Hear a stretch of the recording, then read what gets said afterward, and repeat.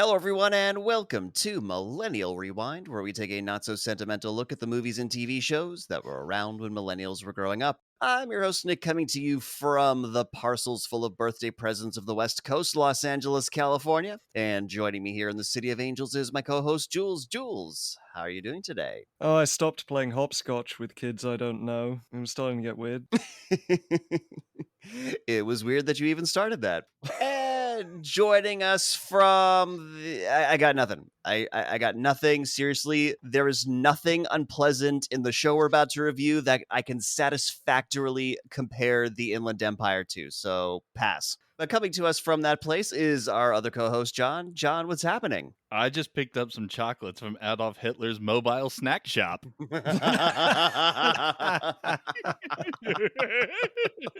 Oh, got it. Before we explain to you what that's all about, if you like what you hear today, please do us a favor and hit that subscribe button. Also, be sure to share the show with anyone you think might like to listen as well. So, that was all because we watched the classic British children's stop motion animated show, Postman Pat. And, John, how would you tell someone you watched Postman Pat without using the title? I've witnessed a stop motion hellscape where everyone in an entire village is wholly dependent upon a single social servant while being so emotionally dead inside they can only exude pleasantness. Oh, sorry, rural England. I saw rural England. My mistake. Get those confused. Yeah. You did. You did see Rural England. And Jules of the producers had asked you to come up with a different title for this kids' show. What would you have given them? How boring is the countryside, the TV show? Yeah, that is a sufficiently boring title for an incredibly boring show. Like we were talking about doing this as a lark, and then we decided to actually do it. And then watching the show, I'm like, oh my god, nothing happens. Or some stuff happens, but it's the most boring shit ever. It's like somebody talking about their day at work, the show. It's that scene from 40-Year-Old Virgin where Steve Carell gets asked what he did for the weekend and he describes the entire process of preparing egg salad. Couldn't have said it better. Couldn't have said it better. It's just like, oh no, Granny, what's her face, forgot her hat in the bar. And it's immediately resolved. Immediately resolved. But here's the thing. At that point, the show had been running for something like 10 years, whether or not it got a series every year, I don't know. But at that point, Pat has become all of us because there's literally I hope she doesn't forget anything else. It's like, me too, Pat.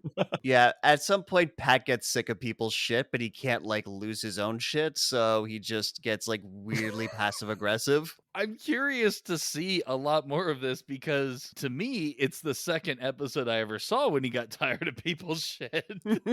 I know. For me, this was the most adorable show that I loved as a kid that I don't remember at all. Literally, no elements of this show have stuck with me over the years. Interesting. Not even that epic theme song? Well, I was going to get to that, but being so old and jaded and flat out ruined, I guess, has crushed anything adorable from my childhood, except for the song, which was basically our generation's Baby Shark doo doo doo doo doo doo. Oh Baby god, it Shark was. It really was. That was our song that just drove absolutely everyone nuts. I could see that. I've had this banger of a tune in my head for the past few days. I haven't been able to stop. I've changed a few words here and there. 10 years from now, when I'm committed in some insane asylum, I will be singing the Postman Pat theme song in my cell. Oh, I'm not waiting that long. It's going to be the reason they pick me up to carry me off.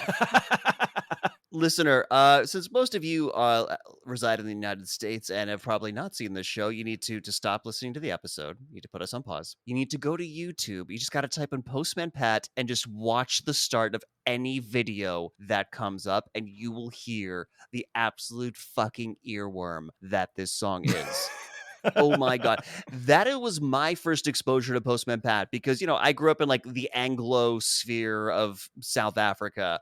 And so, of course, Postman Pat, a major British kids show, and just kids would be randomly singing Postman Pat. And I don't think I ever saw it on TV. I don't know how the fuck these kids saw it. I just don't know. I don't know whether it just like magicked their way onto their TVs, but I would always flick through the channel like, I want to watch Postman Pat 2. I want to know where this song comes from.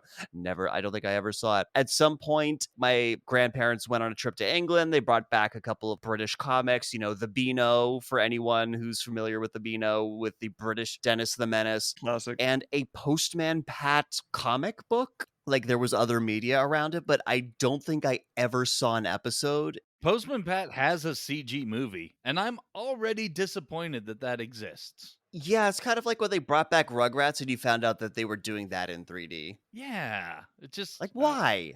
Well, they just released Chip and Dale too, right? Oh, no. That Chip and Dale movie is actually amazing. Oh, really? Yeah, you have styles of animation all throughout history. Oh. So Chip is still like regular hand-drawn cartoony animation, and Dale, in trying to like keep current and on his fame, got the 3D cosmetic surgery. Like it's that movie is bizarre. It really is worth checking out if you have the opportunity. Okay. What struck me about Postman Pat is just how ridiculously wholesome it is. With certain somewhat unsettling moments, and I feel like hidden plots. That is exactly where I was going to go into, because I, of course, had absolutely no idea what this was until about a year ago. As mentioned, we were just throwing ideas around, and I'd watched an episode and laughed my ass off. But yeah, I sat down to watch these, and I like it. It's bouncy, it's simple, it's a good, simple story for kids. But my jaded mind just kept concocting all these backstories and interwoven plots that I cannot wait to share with the world. The dystopian hellscape of Postman Pat. Oh, yeah. Me too. I have a dark undertone story for both episodes and hidden, as you say, hellscapes. Oh, I've got dark story for almost every character we come across. It will be guaranteed to be far more interesting than any of the bullshit that goes on in these episodes.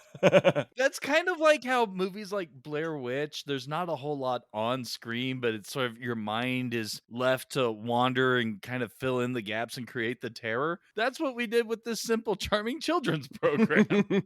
There's so much nothing, you can't help but fill in the holes. So it's on us.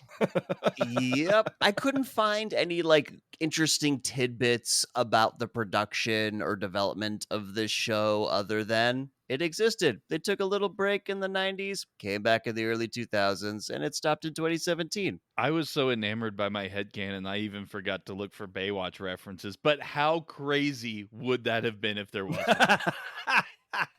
Considering that by the end of the 10 years, they would have had a grand total of 2 voice actors involved in this fucking show.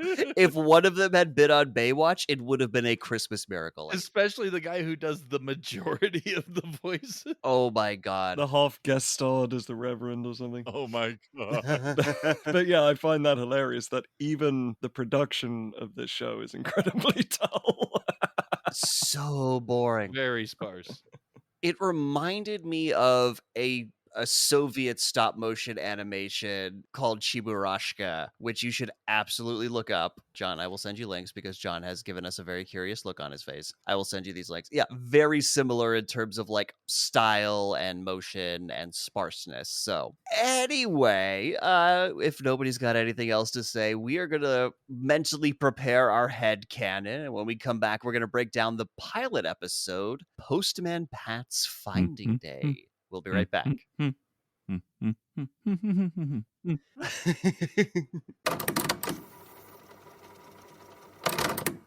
Hello, Pat. What are you doing in the church? I'm just looking for a lost doll, Reverend. Oh, look, Mrs. Ball left a handkerchief behind. Oh, dear. I'd best get it back to her, or she'll be sneezing on her sleeve all day. That's a great idea, Pat. And there's something else here, Reverend. It's a pound of half-cut heroin. Mrs. Barlow will be missing that. I'll drop it off on the way to Mrs. Ball. Oh, now, Pat, I don't think that's a good idea. Look at this. Gerald Ramsay left his bloodied machete by the door. That's awfully forgetful of him. I'd best return it too. Oh, heavens above, Pat. I don't think that's the right thing to do. I think we'd better call the police. Don't be silly, Reverend. It's no trouble at all. Oh, look! I found it! Wait, this is little Johnny Bertrand's doll. I should get that back to him as well. Oh, well, that seems harmless. What kind of doll is it? It's a voodoo doll, Reverend. It looks like it has 23 needles in its eyes. Seems like little Johnny wants to poke a bit of fun at the grocer's boy. Oh, kids today. Oh, for crying out loud, Pat, open your eyes! Can't you see what's going on? Well, I can see a lot better than the grocer's boy. He was accidentally stabbed in the eyes 23 times while he was playing hopscotch at school. What an unfortunate accident. Oh, god damn it, Pat.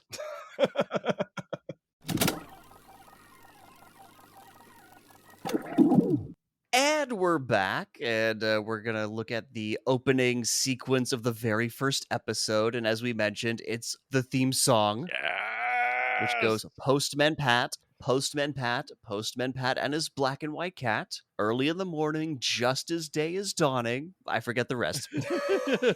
Well, because I've been coming up with dark storylines these past couple days, I've been singing Postman Pat and PTSD Cat. Yes, his little black and white cat, Jess, definitely looks like he saw some shit. This cat has seen some shit. My very first note for this is, oh, I love stop motion. It's such a beautiful hidden art. And whoa, that cat looks chronically depressed. I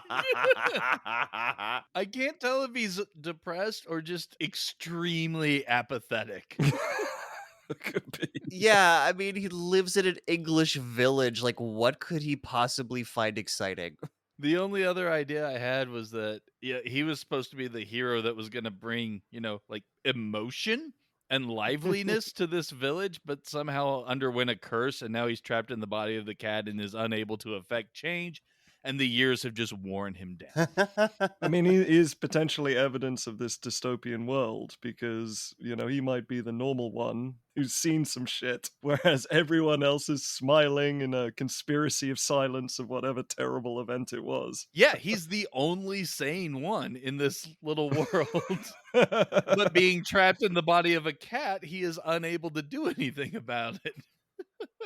There is definitely a mass grave somewhere in Greendale.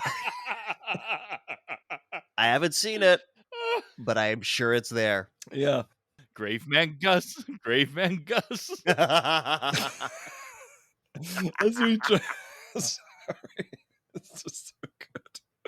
As we transition, because there is another hint that something isn't right, because one of the lyrics to the song is "All the birds are singing," Right? and yet there are absolutely no bird sounds in this pilot episode. Nope, no bird or birds.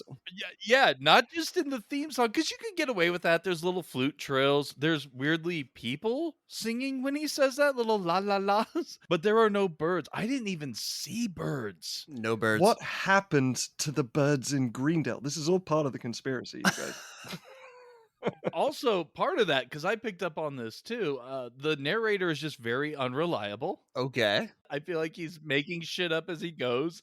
And in the pilot, during this opening title song sequence, when Pat starts off driving to the village to start his job, all the trees are dead. They do look pretty ratty. It's all like bare branches and red or brown leaves. But by the time he gets into the village, they're green and vibrant. He's a witch. This is a hellscape. A Wicker Man ceremony happened, and all the birds were sacrificed for harvest to keep the trees around Greendale green. Now I'm just picturing a bunch of sparrows chirping, "Not the bees!" I know Edward Woodward did a better Wicker Man, but I haven't seen that one. Sorry, British people. I have seen that one. It's good. So, despite all the fun headcanon stuff that we've been giving you, audience member, literally fuck all happens in this opening thing except Postman Pat and his black and white cat driving in his Royal Mail van through a village of no people, through a countryside that's completely uninhabited. He is just Mad Maxing his way through this fucking English town. He sings his own theme tune. He does! The first thing when we get into the episode is he hums his own. Does he know he's in a TV show? I think it's just part of the curse. There's even more dystopia in that theme song, though. There's a legitimately creepy moment because the lyric goes, "Maybe you can never be sure. There'll be a knock, ring, letters through your door. There is a creepy laugh at the end of that line.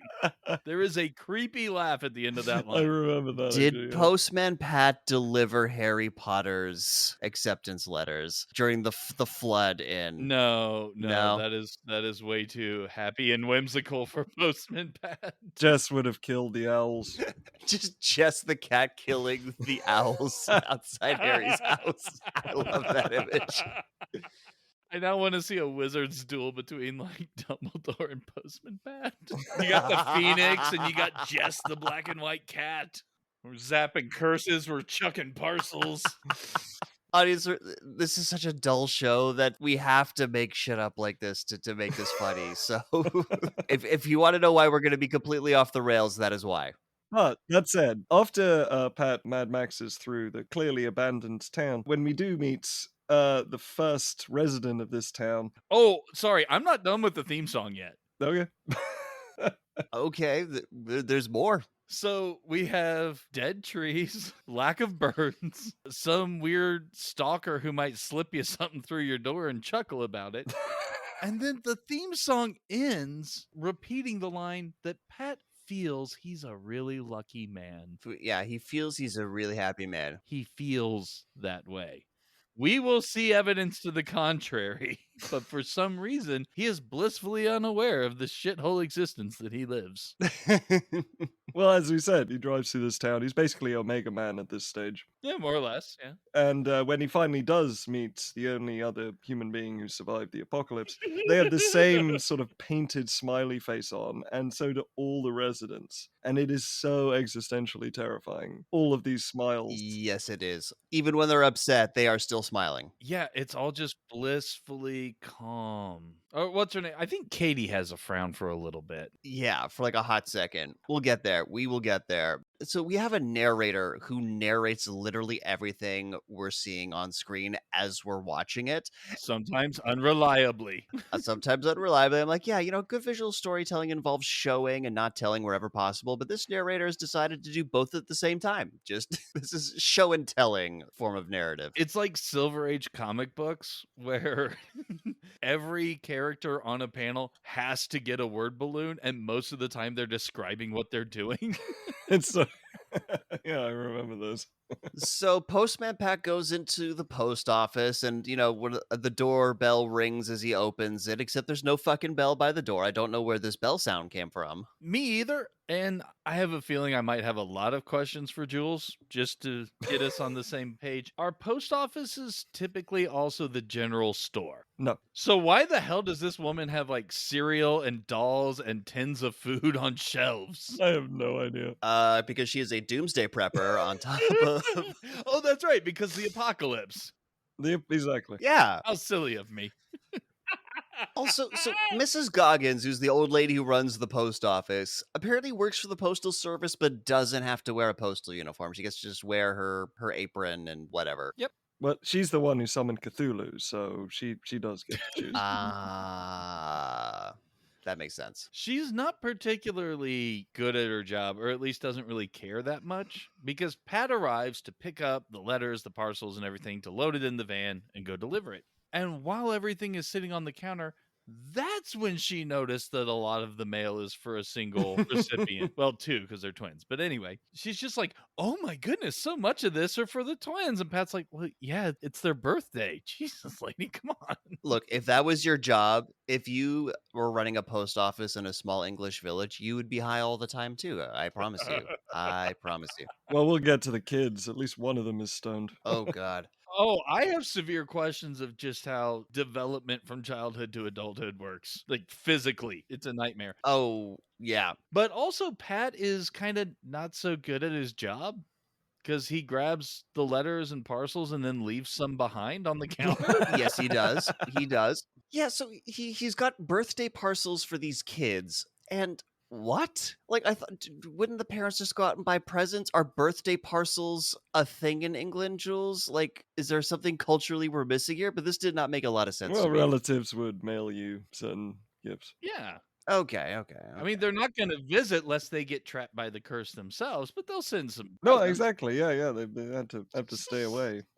And by the way, listener, this show at this point had 0 voice actor budget. It's literally the narrator doing all the voices. I did not know it was possible to have a smaller pool of voice actors than Manos: The Hands of Fate. I think it had 3. Yeah. You know what I think it was? It's a sort of transition from like radio theater that they sort of tried to mesh into the stop motion animation. I kind of feel like that's what they were going for. Right, but like that transition was happening like the 40s and 50s. By that, like they had 30 years to figure this shit out. This is England. All we have are old shit.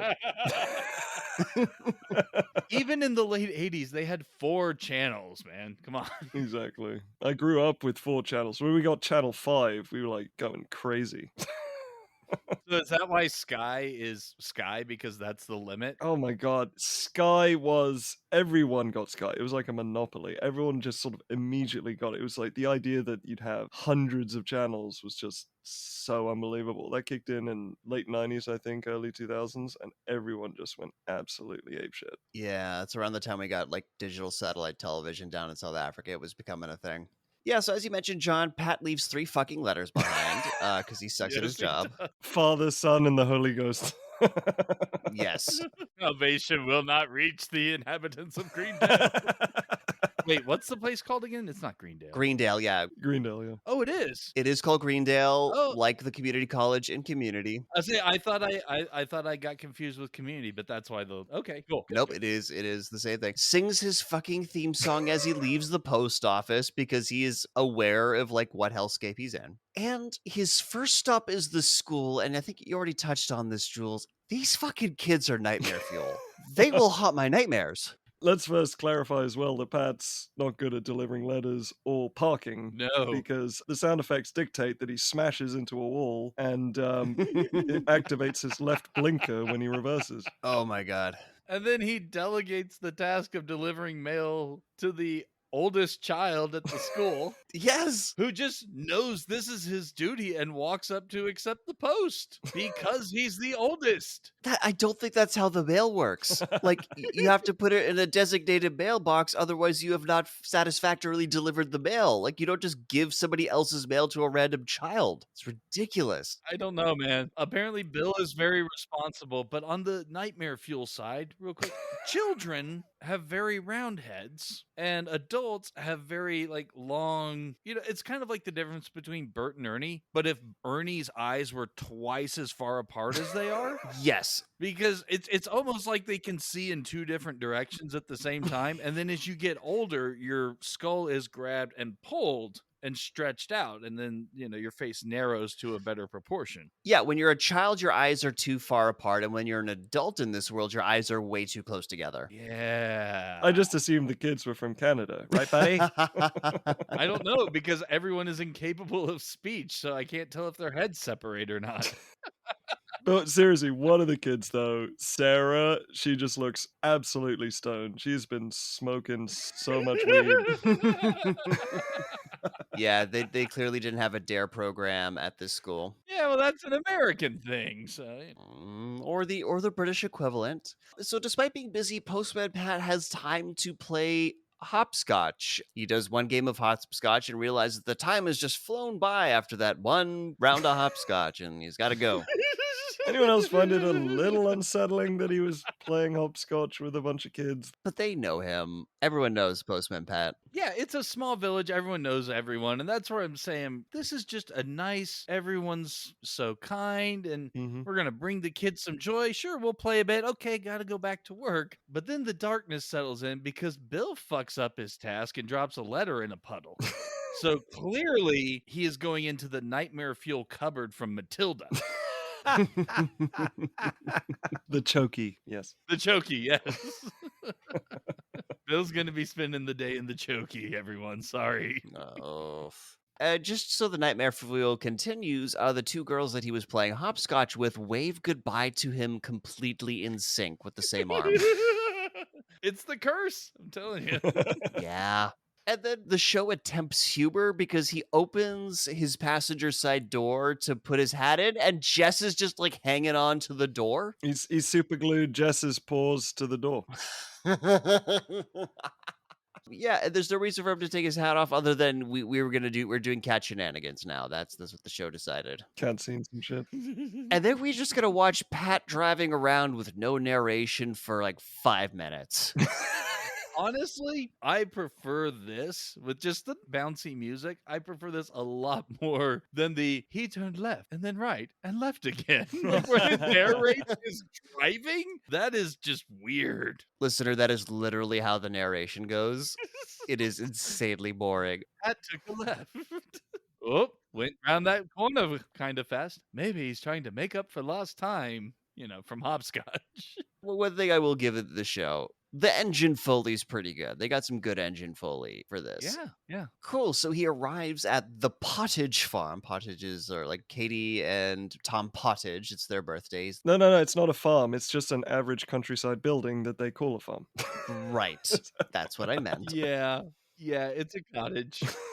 Yeah, so the Katie and Tom are twins. They're wearing the same lesbian lumberjack outfit. And hey, Jules, when it's your birthday in England, do you just get to not go to school? Is that a thing?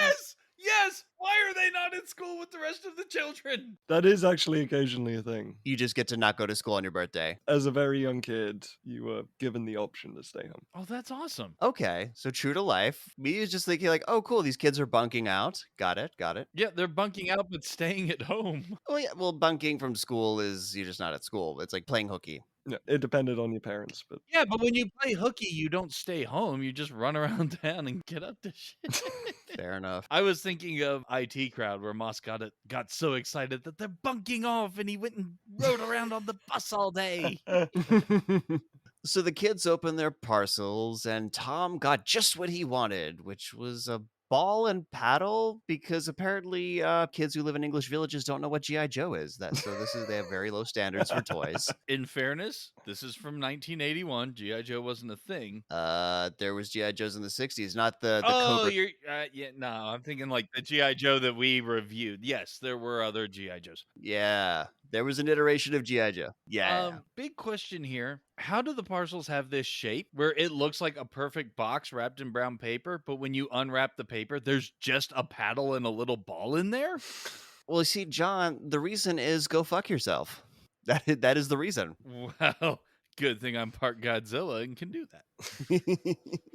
I mean, Katie's makes a little more sense because she got a stack of books. She got an objectively better present. She got a doll and a stack of books, or like a stack of Asterix comics, or whatever they are. Yeah, but that's not going to help her out because she is depressed. Yeah, she's sad as fuck because her doll Sarah Ann is missing. Oh no. So Mrs. Pottage explains this to Postman Pat, and Postman's like, "Don't worry, I'm good at finding things, and I'll keep a lookout." And they go on their way. We watch them drive. Yes, another driving sequence. Yeah, more driving. I'd say about a third to a half of each of these episodes is just the delivery. Just going driving. around road.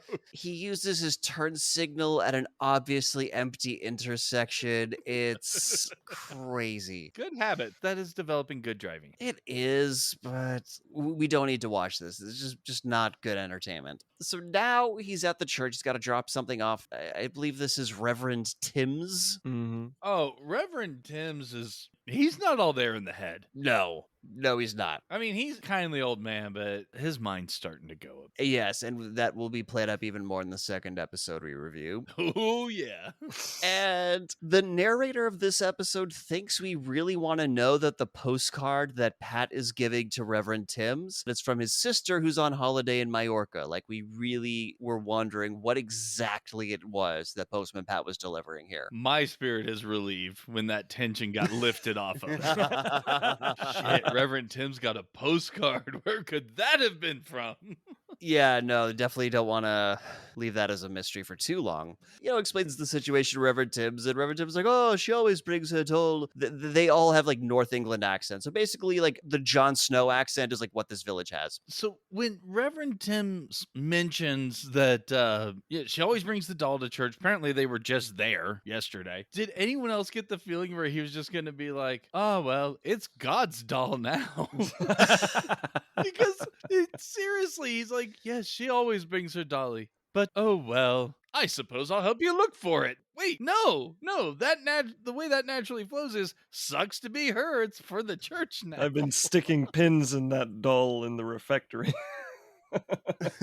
Yeah, he says, "Seek and thou shall find," and I was like, that just sounds wrong to me because like normally you say, "Seek and ye shall find." Well, again, it's the dementia creeping in. Old English man doesn't understand how to speak Old English. Speaks Shakespearean English as opposed to biblical. Well, either way, we get our first of 3 fucking looking around for a doll montages. But what I will say is that I'm pretty sure each object that they find is evidence in a crime, in a murder. This is my secret theory. So after a certain amount of time, he finds a lady's glove. So we have the first bit of evidence. With DT monogrammed on the inside, yes. So we have our first clue. Oh my god, my headcanon wasn't murders, it was just a string of illicit sexual activity. That is a weird chain of sex crimes. Just gonna throw that out there, John. I'm not sure how the glove in the church factors into it, but the other two will make sense. I'm pretty sure someone was murdered and someone hid the body, and these are pieces of evidence that we're discovering around the Oh, town. whatever it is, something definitely went down, especially with the reactions that the people get when they are given their items back. Something definitely went down. Like, oh shit, you weren't supposed to find that. Yeah. But Postman Pat immediately knows that the glove belongs to someone called Dorothy Thompson, so he'll take it. Because there's only one person with DT for their initials. Well, it's a lady's glove, so you can like narrow it down to there's no other lady with the initials DT. Exactly, and heirlooms aren't a thing. Nope, not at all. Postman Pat gets back into his van, and then Jess is wearing the glove as a hat, and this is what counts as humor on this show. Yeah, I had the mistreatment of Jess, because obviously he just threw the glove in when he got in, and Jess just pops his head up with this glove on, just like, you, watching from the other side of the screen. Just kill me. Just kill me now. It's the first episode, and I need this to be over. So, yeah, they arrive at Dorothy Thompson's farm, and there is literally no mundane action that this fucking show will not show. It'll show, like, getting out of the car and closing the door, and he's getting his hat and being like, "Good morning, Dorothy." Just every fucking little boring, minute thing. We have to watch it because this show has nothing to say. It's like in The Room where they go to the cafe, and then you watch, like, the 4 pairs of extras in front of them in line place their orders. Sounds about right. Very much so. But yeah, the narrator just flat out starts making shit up because he starts saying that there are eggs, and there just aren't any eggs. There are 0 eggs. There was no egg budget. There was 0 egg budget. I mean, they couldn't afford a second voice actor at this point. I mean, you can't expect them to be able to afford eggs. Or bird sound effects. Narrator talks about her collecting eggs, and she just walks by a pile of straw. This show is amazing. Could have been eggs in there, you don't know. And so Dorothy Thompson tells Postman Pat that Katie and her mom were there yesterday for tea, so maybe the doll is at her place. So they go inside, and we have another fucking looking for stuff montage. Oh, this one's amazing because when Dorothy's taking Pat inside, it's like, yeah, they were here. Maybe it fell under one of the cushions. So Pat begins to inspect the vase of flowers on top of the television. Not sure why. And guess what? They find a penknife. We have the murder weapon, people. We've got the victim's glove. It's all coming together. It was Reverend Timms with the knife at Greendale Farm. My initial thing was that this is Ted Glen's knife, so clearly Ted accidentally left it while he was there having an affair with Dorothy Thompson. Oh my god. Question: do people in villages have encyclopedic knowledge of each other's property? Yes. I'm sorry, they're not in America, so obviously they're communist, and yes, everything belongs to everyone. Yeah, these are all collective farms. And Angels, any hint as to why they're called pen knives, even though they don't have pens? I think it's just the size of a pen. Okay.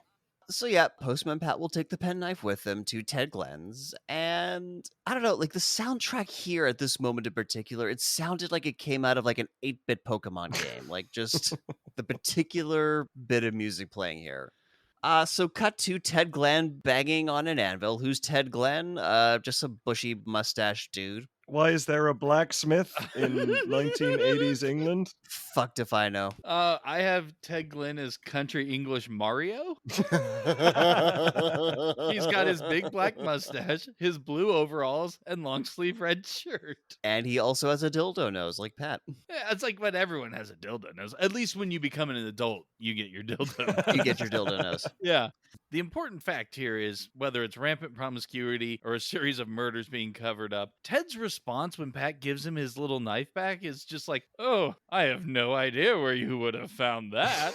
Definitely some shady shit going on in this village, man. Oh, for sure. Like I said, mass grave somewhere. And then, of course, the people whose doll we're looking for, they were there just the other day as well. So maybe the doll's there and we get to search for it again and we get to find a different thing. So now we've got other folks showing up to Ted's place. We have the missing doll and then we have whoever this watch involves to. So then that's where I changed his name from Country English Mario to Man Whore Mario.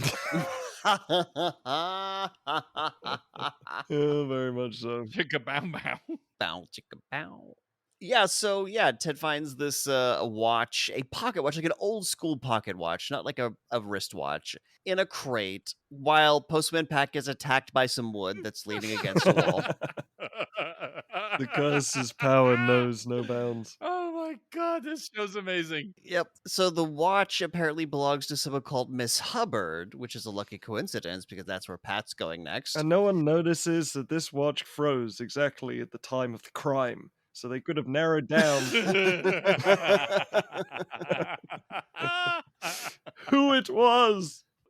And again, English Mario's excuse is just terrible. Oh, she must have dropped it off to get fixed and never picked it up again. Right, Ted. I would say you're not fooling anyone, but apparently you have fooled everyone, Ted. Well done. He just laid her out on his anvil and wham. Would you say he nailed? Nailed her. Ugh. So now we get to watch Postman Pat drive away for like 30 plus seconds because there's nothing this show won't do to Pat its meager 15-minute runtime. I know it's only 15 minutes long, too. That's including the opening theme song and the ending credits. But it's worth it. Yep. But here's the thing. I don't know if he's going to Miss Hubbard's place or not. He does find her, but not at home. Nope. She is buying goods from Hitler. Hitler is hiding out in rural England in the 1980s. Now, listener, you might think that we're exaggerating about this puppet's resemblance to Adolf Hitler. And no, the fuck we're not.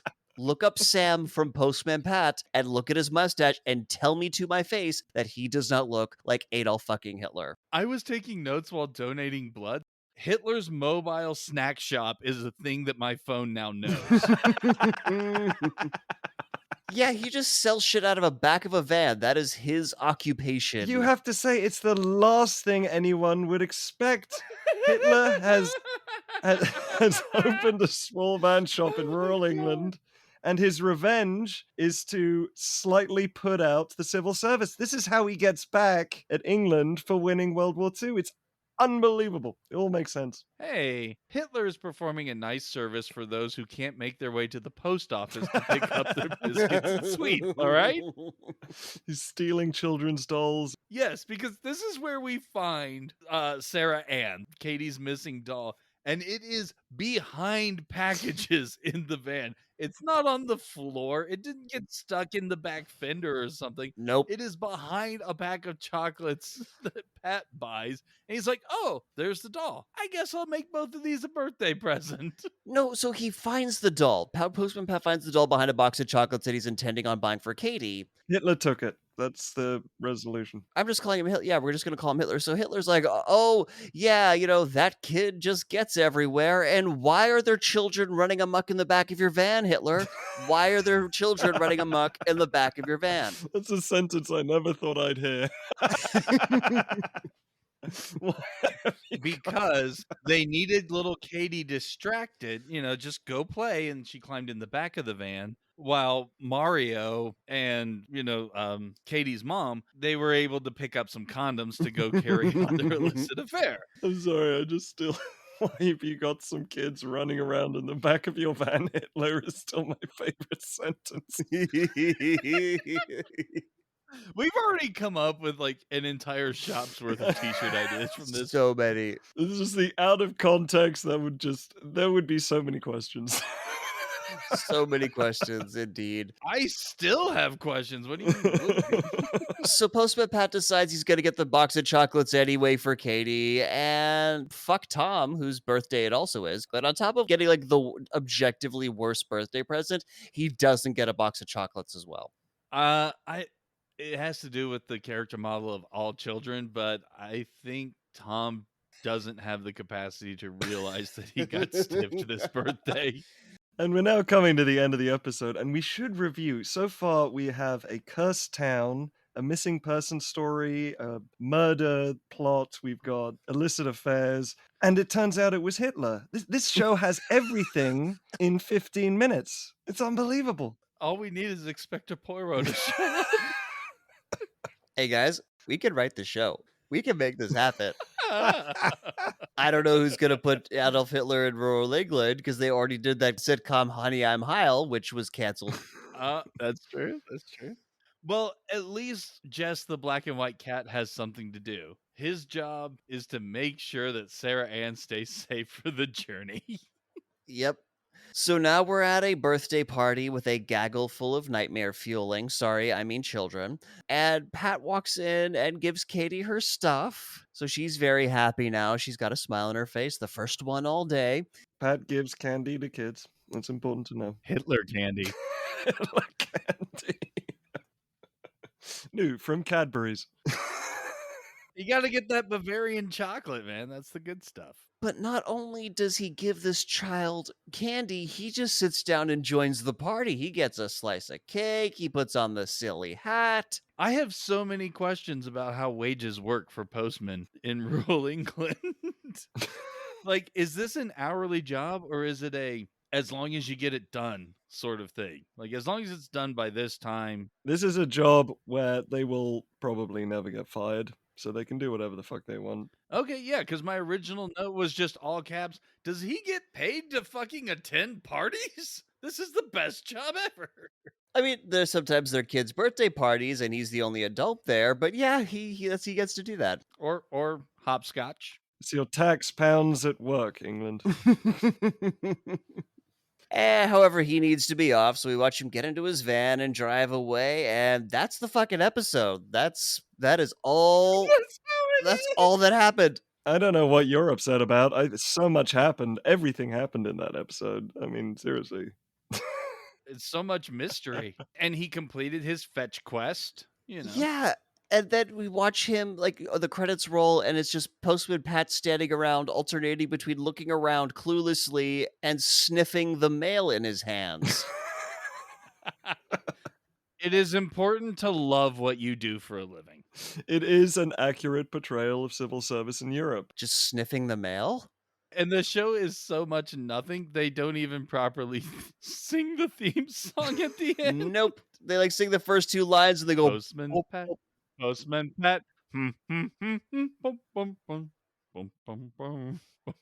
all right, well, Oh I need to go play in traffic to feel something again, so we're going to take a break. And when we come back, we're going to break down an episode that came out 10 years later, just for comparison. Postman Pat Takes the Bus. We'll be right back. Oh dear, Pat. I think we're lost. I told you we shouldn't have taken directions from that Hitler fellow. Now then, all of you, stay calm. You're upsetting Jess. That was a very sad meow. Are you sure you're feeding your cat enough, Pat? Listen, everybody, if we're going to find our way home, we're going to have to work together. I know. Let us drive around in circles in that rutty field. No, no, no. We must go back the way we came. I have an idea. I think we should ride naked on broken bicycles around town and yell. And how do you suppose that will help us find our way home? Find our way where? All right, that's it. I quit. My job is delivering letters, and you lot ruined it with your constant bickering. You can all jump in that lake as far as I'm concerned. Stomp, stomp, stomp, stomp.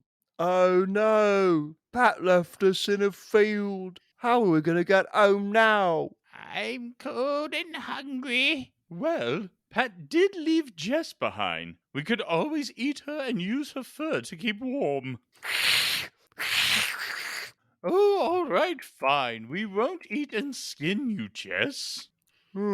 Is it just me? Or is this a lot more exciting than our usual lives? Quite. If someone were to write stories about our lives up until now, it would be dreadfully boring. I seem to have forgotten my hat. Do you think Pat could swing by and get it for me? Oh, shut up, Granny Trident. Nobody cares. Meow. You tell her, Jess. Meow.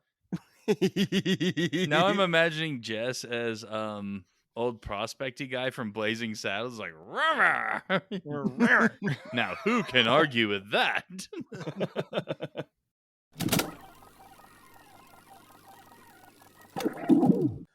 And we're back. We're going to fast forward 10 years to 1991 for this next episode, which has got double the runtime and half the fucking story of the first one. But it has double the locales. Oh, well, that makes up for everything, doesn't it? Damn right. And it's important to point out that at least part of the curse must have lifted because the birds are back. I didn't notice any birds, but I will trust that they're there. Well, the trees are also full of foliage in the opening sequence as well. There's no dead trees this time. It took 10 years, but the curse is beginning to wane. Yeah, I mean, this intro is basically still Postman Pat driving around, although this time he does get out to open a mailbox, so that's different. We also get opening credits in the name of the episode, so that's something they decided to do. And I feel like the lighting got better. Just the way they lit these sets seems to be a lot better. Still driving the same car after 10 years, though. Well, can't get a new one every year. And it's breakfast time in Greendale, and apparently Postman Pat has a family now. He's got like a wife and a kid, which all that really means is Postman Pat fucks. We've got confirmation of that. Oh, I have this was Jules's origin story. His kid's named Julian. I'm like, Yes. yeah, hey, Jules, I didn't realize you were in the show. Because clearly you're only allowed to have one person with each name in the entire country. They were getting another Julian, that's why they had to kick him over here to the States. It did feel like it was getting personal, yeah. Postman Pat gets personal. I told you, it's a sex ring. And also the show finally got female voice actress budget because they hired an actress to do the female voices, so that's a new thing. Oh my god, this is amazing. So the kid, gets shooed off to school. We will not see his wife and kid for the rest of the episode. Nope. We're done with them. Yep. Because they ran off to London, and that's my origin story. I escaped the curse. I gotta say, I was really disappointed in this episode because of the title. Postman Pat takes the bus. Yeah, I was expecting him to, for some reason, the village got a proper bus and he had to keep calling for stops so he could get out and do his job. And I really thought that was going to be the case because he leaves the home with Jess and puts Jess on his carries Jess like a football because Jess is 1/3 the size of Postman Pat for some goddamn reason, and then rides a bicycle to work. Well, first he super glues her paws to the basket so she doesn't jump out. But yes. Well, no, that's just so he can take wilder turns. We have already established how Pat treats poor Jess. But before we get too far away from it, there was some foreshadowing in this opening scene with Postman Pat because he almost forgets his hat, and forgetting your hat will be a recurring fucking thing in this goddamn episode. Oh my god. Chekhov's missing hat. Yep. Audience member, this is the level of excitement you can come to expect from Postman Pat. I saw this 3 times and did not put that together. But by the way, Jules, I am very happy that as you grew into adulthood, obviously your face got elongated And I have the penis nose. and It's you got out of the curse before your eyes got too close together. They are at a very nice and respectable distance. so I don't need to wear one goggle when I go swimming in my pool. No, you don't. So he's now whistling his goddamn theme song while he rides the bike. He's graduated from humming it to whistling it. Yes, despite the trees growing leaves, we are still in a time loop. And Hitler is up early. Yes, we get to see Hitler bright and early. Gives Adolf Hitler a wave. He's already doing his best to block the roads and impede transportation. Exactly. Yep, causing chaos behind enemy lines. And Postman Pat can't stop to explain why he's biking to work because he's got a bus to catch. Yes. Hitler's like, Pat, where's your van? And Pat basically pulls a, there's no time, as he very softly pedals away. Yes, he could have taken like 2 seconds to explain to Hitler what was going on, but, decided not to. They cut out Hitler's rant when he says the civil service should should always have their bus ready and on time. This is outrageous. Oh God, what's the movie where it's that clip of Hitler freaking out and people always subtitle it with whatever? Downfall. Downfall, yeah. Okay, so what we need is the clip from Downfall where he's cursing Postman Pat. Das ist ein Gefahr. But back to young Jules's home life. I find it disturbing that the narrator is encouraging trespassing. How was this done? Well, he mentions how, Pat's having breakfast and the morning routine of the family, which you would know if you just knocked and walked in their door. That's rude. Just because you knock doesn't mean you get to come right on in. Nope. Hellscape. So yeah, he gets some keys from Mrs. Goggins at the post office because doing something a little different today. He's going to be extra busy because he's not going to just be delivering the mail. What could he possibly be doing? He goes around a corner for a dramatic reveal of his brand new post bus. And again, unreliable narrator, because clearly Pat gets the key, leaves the post office, goes around the corner to where the bus is, and hops in and starts his job. But the narrator's like, where could Pat's van be? He didn't recall where he parked it yesterday. It's like, no, that is clearly not what's happening here. And I do want to give a shout out about this van because this is an example of great British engineering. This van has some serious starter trouble. Yes. Every time he starts it up, it spazzes out and does this crazy seizure thing. That's because this is a bus. His post van had no problem. Nevertheless, yeah, this rumbling bus, air quotation marks, is brought to you by the Royal Mail. Royal Mail, the Queen is still reading all your letters. I see. So what you're saying is they had to get a new bus because the previous van was working too well. Yes. Okay, got it. It's the British solution. Well, actually, guys, I have a very fun fact about the post bus. This was a real thing.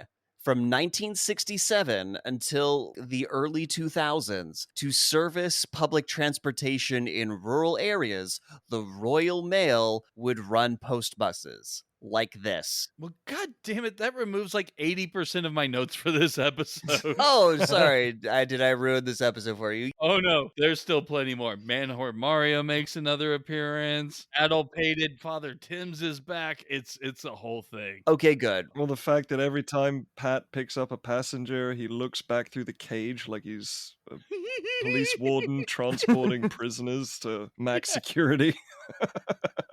And Jess continues to stare off into the middle distance, contemplating his life choices. Yep. So yeah, this was a thing that existed, and now he's gonna go pick up Granny Dryden because she wants to go to Ingledale, and Mrs. Goggins tells Postman Pat to also pick up the Reverend too because his car broke down, and this is some exciting fucking stuff, people. I am on the edge of my goddamn seat. Oh, wait till you see Reverend Timms' drama, man. If this has got you fighting, Oh, yeah, because he's the first one that he goes to pick up, and Reverend Timms has a three-knotted handkerchief because it's supposed to remind him about something. I hope it's a clean one. I hope he didn't use one of his like ones that he'd already blown his nose into. that was one of the knots to wash the handkerchief. Apparently, in rural England, they haven't discovered pads and pens yet. Or just like a string around your finger, you know. I feel that serves the same purpose, though. All you have is the knot is in the handkerchief or the knot is tied around your finger. That doesn't help you fucking remember. It's like Neville's Remember All. All it does is remind you that you forgot something. That's what I was gonna say. Exactly. Yep, he doesn't know what the fuck those knots are for. Yeah, so he can't come with Postman Pat until he figures out what he did the knots for, and Postman Pat's like, "Bro, I got people to pick up, so I'm not waiting for you." Yes, thank you. Thank you, Postman Pat. And so the priest's like, "That's fine. I'll just bike into Inglewood, pin in that." Postman Pat gives him his mail and is on his way, and riveting, just riveting shit. I just kept smiling every time the band started up or idles. It was just, it's just every diesel engine ever. Oh, and the post bus has a seizure every time it starts up. It just starts shaking. Crazy. Yeah, so Granny Dryden, on the other end, has her shit together and she's ready to go. She is good to fucking go. And we get to painstakingly watch Postman Pat help fucking Granny Dryden into the bus. Or is she? Well, yeah, you're right, John. She's not really, because we're almost there. The narrator tells us that Postman Pat was excited to be picking up his first passenger. And my note here is, I'm glad somebody's excited by what's happening. You could see Pat's excitement on the expression of his face that never changes no matter what the circumstance. They did not have frown budget for Postman Pat. Oh, they had brief ones. There were like 2 minuscule moments where he has a downward smiley face, and Well, Katie has a frown. Granny's eyes close when she sleeps. At least that's a thing. At least she doesn't have creepy "I'm sleeping with my eyes open" face. it's just the cage divider that just keeps making me chuckle. I love the cage divider. Well, anyways, yeah, Granny Dryden forgot her hat, so yes, Postman Pat forgetting his hat was foreshadowing for a fucking storyline. So we get treated to watching Postman Pat back all the way up back to her house, Granny getting out to go get her hat, Postman Pat just sitting there for a little bit, and then her coming back out again, getting back into the van, and them driving off. I am not shitting you, audience member. This is what we watch. But I do have to agree with narrator. It is a lovely hat, and it would have been a shame to leave it behind. Yes, it was a nice pink hat with little flowers on it. Yes, it would have been a shame. Quite lovely for this little old lady to wear on her shopping excursion to Eagledale. But this is where like Postman Pat is starting to feel the effects because this is where he has I hope she hasn't forgotten anything else. Yes. So now they're gonna pick up Ms. Hubbard. Also, he doesn't run her over, which like seemed like a very real possibility. She's just standing in the middle of the road, being like, "Stop! Stop! Stop!" And you're just like, "Lady, this is not safe." Yeah, and I mean, this falls into my notes and questions about the post bus, but apparently Postman Pat is also the porter because he's got to handle her bags and load them Yeah, in. she gets in, and then he passes her bags to her. Yeah, apparently that's part of his job now. And unreliable narrator tells us that it was a tight fit to get everything in there. Asshole, there are 2 passengers on this bus, and we're going to fit twice as many people in there by the time this is done. This was not a difficult packing situation. Yeah, we have just begun to cram this bus. So now they go to pick up Ted. The narrator lets us know that Ted normally drives into town in his Land Rover, so it was odd that he was flagging down the bus. Good to know, narrator. I needed to know that. My note here is this mustache is brought to you by Land Rover. Rover, just one of the car companies that England fucked up. But yeah, Country English / Man Whore Mario does mention that his Land Rover is broken and he needs to go pick up a part. Yeah, he's got to go get into town and get a gearbox. So he squeezes in, but then he steps into one of Ms. Hubbard's baskets and she damn near stabs him for doing this. Yes, but I believe this is banter. This is flirting, as will be evident later. Yes, it is. But right now, this is just he talks about the old basket. Well, it wasn't an old one till your big old foot was in there. Yeah, she like yells at him basically. It's like, "Oh Oh my yeah. god, is there conflict in this show finally? Did they finally get conflict budget for Postman Pat?" That was my initial note, that we finally have some characterization and Miss Hubbard is a bit of a shrew. Yep. This will not quite be the case. However, Postman Pat channels my dad in this scene. Because when my dad got out of the military, he flew commercial airliners for like not even a year, and then went on to have a long career at FedEx. And when asked why he would give up that sweet gig of commercial airliner, his response is, boxes don't bitch. And Pat here turns to Jess and is like, it was so much more quiet and peaceful when it was just parcels, wasn't it, Jess? Yep. It's his first day at this job and he is already feeling sorry about it. The big question though is, did your dad work with Thing? / Wilson from Castaway. Which thing? Oh, Adam's Family thing. Yeah. Because I was like, we got Adam's Family, you got the Fantastic Four, you got that weird John Carpenter creature. Which thing are you talking about, Jules? There's lots of things. The only thing we talk about in this podcast. So you're saying that thing, that thing, that thing. That was a weird tangent. Yeah, let's bring it back, guys. Let's bring it back. So yeah, now we watch them drive down a country road for like a bunch of them for like a minute. I'm pretty sure this is where the narrator tells us about the turns he took. Yes, I think so. And that Pat's probably driving too fast to make up for lost time. This is where she says, "Slow down, Pat. You're making me all wobbly." This is where she gets wobbly because she was already flirting with Tom, aka Man Whore Mario. That's what's really making her all wobbly. If you know what I mean. I think We do. I think we know what you mean. But yeah, so to get out of that weird situation, Hitler's blocking the road. Fucking Hitler, man, always blocking the road with his mobile shop. See, again, that was foreshadowing at the beginning when he was blocking the road. Thankfully, Pat was on a bicycle and was able to get around him. And he's getting worse at hiding it because he starts gesticulating at him afterwards. It gets really Hitlery. A lot of hand motions here as he helps him squeeze through the gap to get past. And they're like, "Hey, actually, some refreshments would be really nice. Let's just stop here and buy some stuff from Adolf Hitler." So they all get out to buy some stuff from Adolf Hitler. Yep, and this is where Miss Hubbard and Tom start flirting more actively with each other. Oh, yeah. And then Pat goes to deliver some mail. And this is where the old granny carjacked Pat and went on an epic joyride through town. Pat couldn't deliver his letters and got fired that very day. It was a weird ending. That would be amazing. I would have much preferred that episode. Especially since in showtime, about 12 minutes, Granny's gonna fall asleep. That means she caused a shitload of destruction just prowling this bus through property. And so yeah, they're all faffing around at this mobile shop, and he's like, guys, we gotta go. Like, I gotta like do the bus thing, and I gotta deliver the mail. You're slowing me down. Once again, lamenting his extra human cargo, quips to Jess, "Letters never get out to buy biscuits." Yep, not even one full workday in customer service, and it is enough to destroy your spirit. By the way, did it appear to anyone else that they paid Hitler with a brown egg? Because everyone's walking away with their boxes of biscuits and whatever treats they picked up, and he's just standing there holding a goddamn egg. I don't know why. This is another great sentence that I just...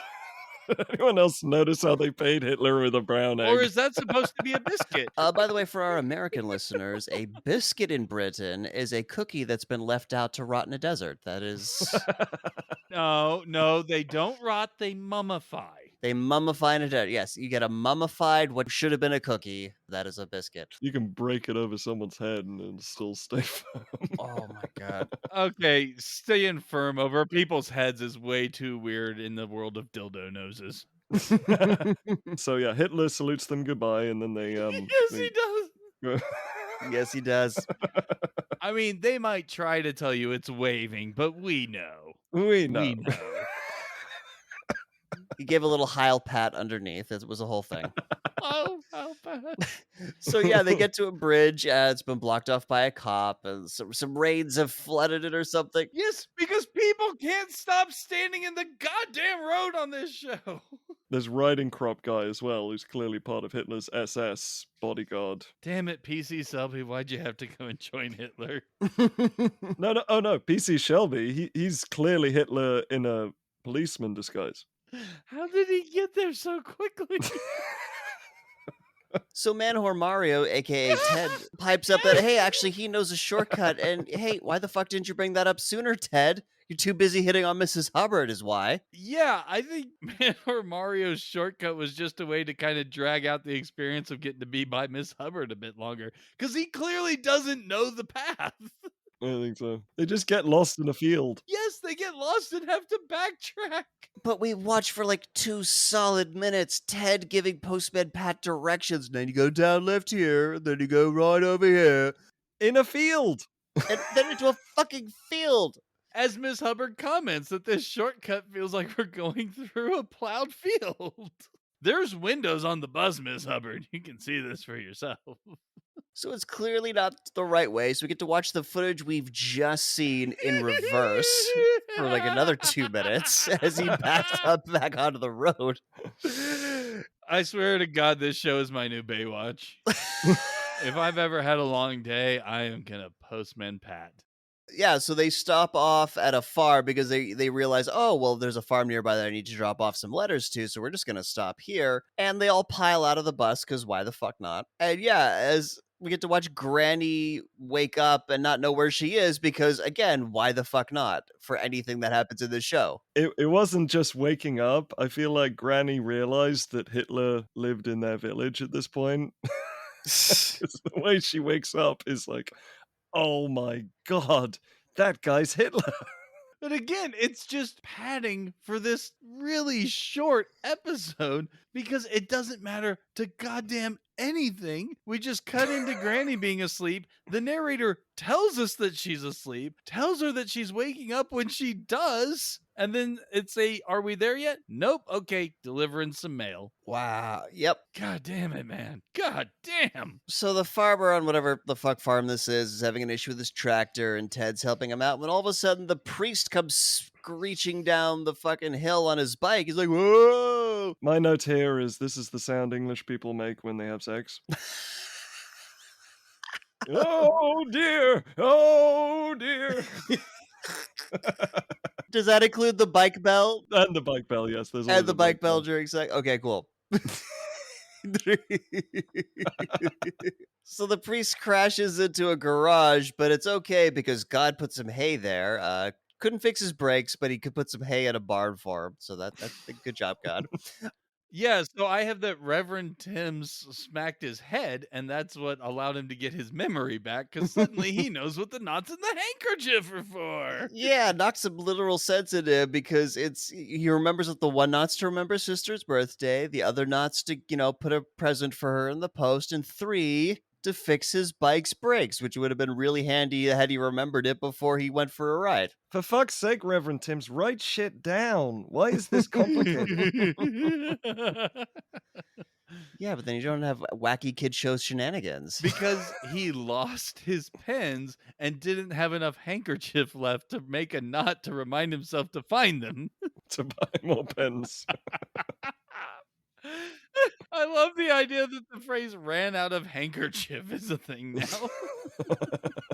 So the farmer tells the priest that he should just go with the others in the bus. He'll fix the bike for him and he'll bring it over to his place in the morning. And then we get to watch them all, every single person, get back in the fucking bus and drive off. We get to watch it all happen, folks. Oh my god. And so finally, at long goddamn last, they have made it to Ingledale, which has slightly more traffic than Greendale, as in it's got one motorcycle and a truck. It is slightly more congested. Yeah. But we won't really know that because we don't get to see the town. We get to see where the bus is parked. We get to see where the bus is parked with like this weird statue with a dildo-nosed dude and a top hat with a cane. I guess he's the founder of the town or some rich fuck who got a statue made of himself. Gets a whole amount of screen time and then never referred to at all. Yeah, you're right. Gets a decent chunk of screen time. And Pat's like, all right, everybody, meet back here at 2, okay? 2 p.m. They're like, cool, cool. And it's at this moment that for some reason, the female voice actress decides she needs to say, said so and so, after she reads a line for one of her characters. Like, don't worry, I'll be back, said Miss Hubbard. And I'm just like, you haven't done this at any point in this episode. Why are you starting now? But the guy does all the time. So the female voice actress finally decides that that's a thing she's going to do now. So now it's 2 o'clock, and we're going to do what this show considers shenanigans because Granny Dryden hasn't been found. So Miss Hubbard's going to go look for her. So Miss Hubbard goes to look for her, but Granny Dryden shows up. Let's not forget, Pat delivers a little bit of casual sexism, just sort of saying she'll be having a gossip somewhere. Oh, women. Bitches, am I right? Postman Pat. And so Miss Hubbard is now missing. So Ted's like, "Don't worry, I'll go look for her." But he scratches his mustache with clearly like a brush sound from the Foley artist before he goes off to find Miss Hubbard. But then he's missing, and Miss Hubbard comes back, and Postman Pat says, "You know what? Fuck it, you people sort this out. I'm gonna go sit in my van with a newspaper. Fuck all y'all." And unfortunately, he can't sit for long. This whole like, oh no, someone's missing, I'll go look for him, is just like was it wolves or coyotes in G.I. Joe? I forget. Either way, it's the power of not being in frame because someone exits to the left of the screen and the person they're looking for immediately walks on from the right of the screen. Everyone who's standing there discussing this shit should have seen them walking up. It wasn't crowded. No, it's literally just them and the bus. And apparently, this whole town where you get lost in the shops is simply a small roundabout or cul-de-sac because whoever goes looking is back less than a minute later from the opposite direction. Yep.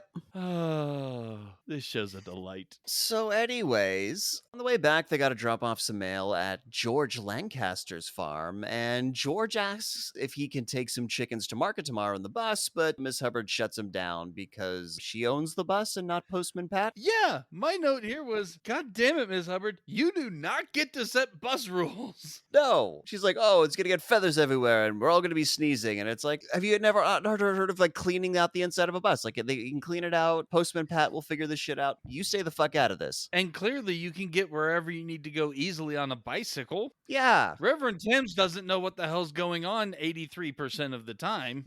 Legitimate statistic, I promise. I mean, someone as headstrong and focused as Ms. Hubbard could get wherever she wants and get her shit done. She doesn't have to wait for the bus. She doesn't have to put up with Man-Whore Mario's advances. It's a simpler life. So George happens to have a couple baskets of eggs with him, and that reminds Miss Hubbard that she totally forgot to get some in town. So she asks George for some eggs, gives her half a dozen eggs, and she doesn't pay him. Yeah, but he already has eggs. What's Miss Hubbard supposed to use as currency? We've established this. Yeah, there's no money in Postman Pat world that's not eggs. As we all know, you only play Hitler. That's rule one of commerce. You only pay Hitler. But that explains why Katie's mom didn't have any eggs when Postman Pat showed up with the birthday presents. They spent them all to provide for the party. So we get more fucking driving, and as they're doing more fucking driving, they get flagged down by Dorothy from earlier, the first farm they went to. It says that Mrs. Goggins called and she's worried that they'd gotten into an accident because I guess they're behind schedule and haven't checked in, no cell phone, whatever. Yeah, who'd have thought that when you give the postman fucking passengers to shuttle around between different villages, it's going to take him longer to get his job done. Yeah, weird how that works. So invites them inside for some tea so Pat can call and tell Mrs. Goggins that they're fine. He does that and he's like, no, we didn't go to Blackpool. Why would we want to go there? I've actually been to Blackpool, so I can relate. Okay, Blackpool's a shithole confirmed. No, it's not. It's fine. It's fine. It's probably fine. Don't add us. Farmer tells the priest, the farmer that was originally going to fix the priest's bike, he's like, look, I've just oiled the bike. And I think, Jules, you had a hot take on this. Oh, no. What he actually says is, I've given your bike a good oiling, if you know what I mean. If you know what I mean. I don't think I want to know what he means. I'm gonna remain here in blissful ignorance and just not think about it too hard. So on top of like telling the priest that his bike's been oiled up, he's like, "Look, I just got to give him a new set of brake pads." And I was really worried about the condition of this bike, so I'm really glad this was all cleared up for us. It was really weighing on me. So they all have some tea, except no, the fuck they don't, because when Dorothy pours Granny a second cup, the liquid is clear. This is not tea. Yes, no, it's not. Rural England can't afford tea. Can use the You've had a stressful day. Let me get you a nice, relaxing cup of tea. And by tea, I mean gin. the working man's tea. What? They're made from plants? Yeah, there's junipers in there. Oh, struggle is real. And then they also give a saucer of milk to Jess the cat, and don't give fucking saucers of milk to cats. They are lactose intolerant. It is bad for them. Don't do this. So the farmer helps Pat back out. Like, we watch this for a solid 45 seconds, and then they're on their way again. And honestly, I'm really surprised / grateful we didn't watch them all get back into the bus again. That would have been the cherry on the cake, right? And then we get to watch Pat drop off each fucking character back at their house. Every one of them. And guess who forgets their hat? Granny. Du-du-du-du-du-du. And she's been sitting on it. Yeah. So that was a whole thing. I feel Jess's pain. Yeah, Jess is like, I'm so bored. Oh, God, I'm so bored. I tried to drink enough milk to kill myself, but they wouldn't give it to me. Then he drops the priest off, Reverend Timms, who still has a knot in his handkerchief, and Pat's like, hey, is that a new knot, or did you forget to untie the last knot? And the priest is like, I forgot. Womp womp. God damn you, Reverend Timms. God damn you. You are supposed to be a pillar and leader of the community. And that's it. Postman Pat just drives off, and that's fucking it. That was Postman Pat. Yay! And before we go, as millennials, we know that every movie and TV show has a moral, even the really boring ones. So, Jules, what did you learn today? Well, that my life is ludicrously interesting.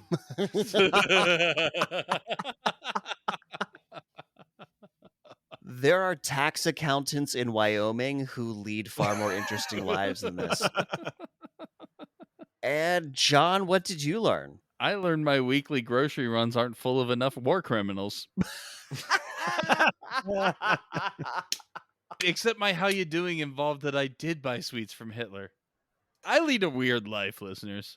He can confirm. And I learned that I'm really glad I didn't grow up in rural England. Just seems like a boring fucking place. God. They need an opioid crisis over there. Spice things up a little bit. And before we go, we need to tell you what we're doing next time. So, John, what do the folks at home have to look forward to? Well, from painfully boring to excruciatingly absurd, we are diving down into the deep blue sea. Oh, yeah. We're doing Shark Week whenever the fuck we feel like it. So, John, you got any reviews to get the folks at home chomping at the bit? One of those stupid movies that are really good to relax with. A preposterously silly bit of work, chock full of nuts and rife with the kind of plot holes you could drive a submersible ROV through. Oh, I cannot wait to drive this submersible. Ah. And that's our show. If you liked it, please subscribe. If you loved it, please share it with all your friends. And whether you liked it or loved it, we'd appreciate if you gave us a 5-star rating on Apple Podcasts or wherever you can to help others find us. Also, be sure to like our Facebook page and follow us on Twitter and Instagram. Links to all of that are in the show notes. Thanks for listening, and we'll see you next time for another episode of Millennial Rewind.